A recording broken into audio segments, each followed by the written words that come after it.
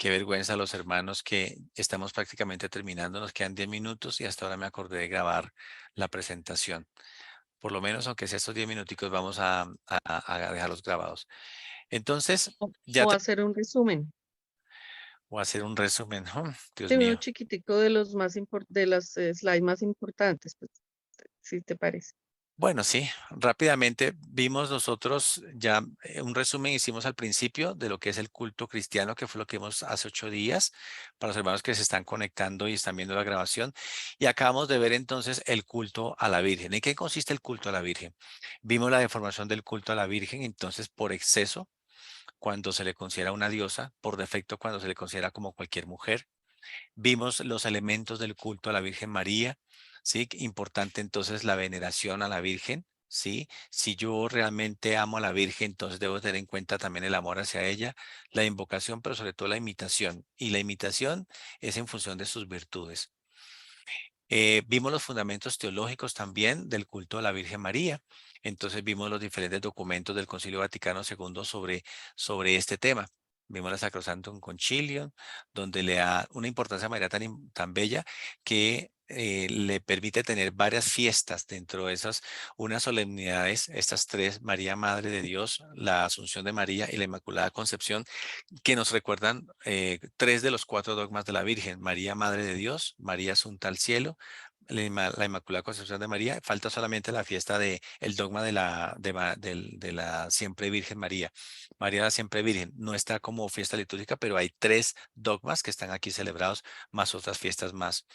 Dijimos también otros puntos fundamentales de la Lumen Gentium sobre la Virgen María, sobre el culto a ella, haciendo relación a la maternidad.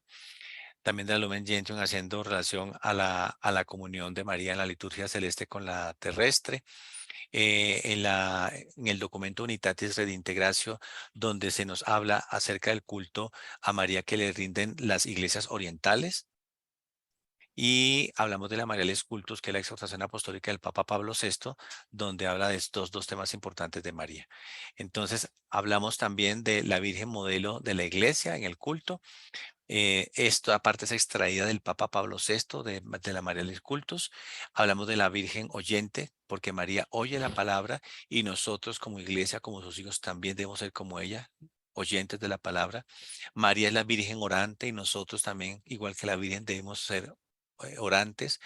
La Virgen Madre, que es lo que le permite a la Virgen ser por excelencia y estar por encima de todos los hombres, inclusive de los ángeles, por ser la Madre de Dios. Yo les dije que vamos a profundizar esto después. María ofrece a su Hijo, María la oferente, y María, maestra de vida espiritual. Seguimos ahorita, dimos también unas orientaciones para el culto a la Virgen María. Vimos la orientación entonces bíblica, la litúrgica, la ecuménica y la antropológica. Esto es extraído también de la Marialis Cultus del Papa Pablo VI. Y vimos que siempre que se hable de María, debe haber una referencia bíblica. Cualquier cosa que digamos de María, debemos buscar la referencia bíblica. Pero también litúrgica, la referencia en la liturgia. Bueno, María en la liturgia, ¿cómo la celebra la iglesia? Ecuménica, desde el punto de vista que estamos en diálogo con los hermanos separados, también con la iglesia ortodoxa, con la iglesia, las iglesias de Oriente, la anglicana, la luterana, etcétera. Entonces, ¿cómo María no puede convertirse en un obstáculo, que en este momento realmente lo es, porque algunos deformamos el amor a María y el culto a María? Entonces debemos tener una visión ponderada, les comentaba, y un culto prudente y ponderado, para que cuando estemos en diálogo con los hermanos separados, ella no se convierta en un obstáculo en ese diálogo. Y hablábamos entonces del tema antropológico, que el Papa Pablo VI expone la problemática de hoy en día, que la mujer de hoy ante el feminismo y demás, pues digamos que no ve en María un referente. Y entonces el Papa nos da unos elementos para que, rescatando lo que María, los valores y las virtudes en que desde María se pueden nosotros, podemos tenerlas en cuenta para hacer ese diálogo con la cultura. Y terminamos con unas actitudes culturales importantes, las prácticas externas solamente, que no deben ser, porque realmente el que es un hijo de María, un devoto de María, las prácticas externas deben dejarse atrás, y realmente lo que debe hacerse es vivir y practicar la palabra de Dios. Moverse por sentimentalismo, no, ya lo habíamos dicho, porque aquí lo importante es que el sentimiento tiene que ir unido a acciones concretas y las acciones por sentimientos concretos. Y la sugerencia que nos hacía el Papa, que es lo que estamos viendo ahorita, ¿sí? Acerca de lo que es las actitudes culturales erróneas de manuales cultos. Bueno, yo creo que dejamos hasta aquí ese segundo punto. Lastimosamente, se me olvidó a mí grabar la sesión, pero en estos 10 minutos les acabé de resumir, gracias porque me hizo la sugerencia, lo que vimos hoy en esta segunda sesión. Nos quedan entonces 2 sesiones donde veremos María y nuestra santificación. Veremos este tema es bellísimo. Este tema es bellísimo. Ya aquí no vamos a ver documentos, aquí vamos a ver ya cosas prácticas para que alcancemos la santidad con la Virgen. Y aquí también vamos a hablar de la verdadera devoción a la Virgen, características de la falsa devoción a María, cómo saber si tú eres un falso o un verdadero devoto. ¿M? Y las principales devociones marianas también las vamos a ver. Y con eso vamos a terminar entonces nuestro curso taller. 3 minuticos entonces para que rápidamente compartamos qué les llamó la atención, si tienen alguna duda para resolverla de lo visto hasta aquí, hasta el día de hoy.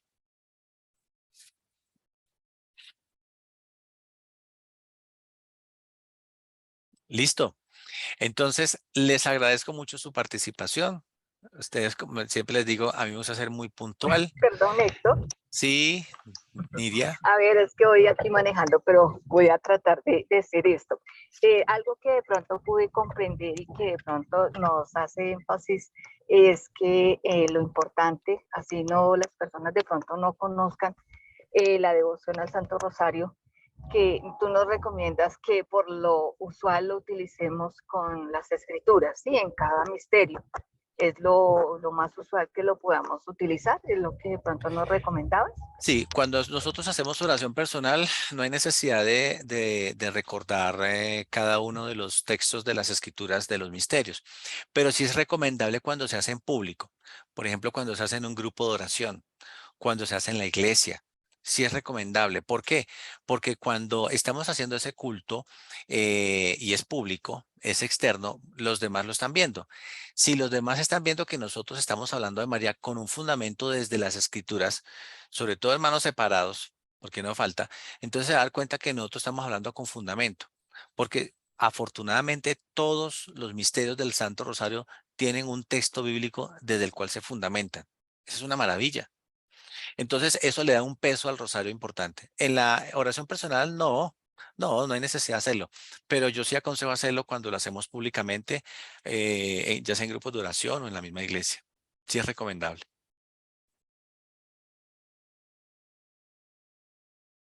Bueno, ¿alguien Bueno, más? chicos, Gracias. me pareció muy interesante este tema sobre la Virgen. Voy a tratar de seguirlo escuchando, así esté viajando como sea. Y muchas gracias y felicitaciones porque ha preparado muy bien este tema. Muchas gracias, María Ruth, muchas gracias. Ahí tenemos el primer hipervínculo, ahorita se los vuelvo a compartir de la sesión de la semana pasada. Y más tarde les compartiré los 10 minuticos de las de hoy. Excúsenme, por favor, los que están viendo la grabación, el no haber grabado, porque se me olvidó. Y les pido por favor que de hoy en 8 días me ayuden a recordar que hay que grabar para que todos los hermanos se puedan beneficiar de esas enseñanzas que estamos compartiendo. Son las 10 de la Gracias, mañana. Héctor. Muchísimas gracias a todos y cada uno de ustedes. El Señor nos los bendiga. Nos vemos en 8 días a la misma hora por el mismo canal. Mil gracias, Héctico. Muchas Un gracias a abrazo todos. para Gracias, todos. Dios los bendiga a gracias. todos. Que estén muy bien. No te afanes, Hectic. Gracias, Muchas Héctor, gracias. muy amable. Bueno, hasta Gracias, luego. Hectic. Chao a Buenas todos. tardes. Feliz fin de Hasta luego. semana para todos. Los mismos a todos. Chao. Chao. Que estén Chao. bien.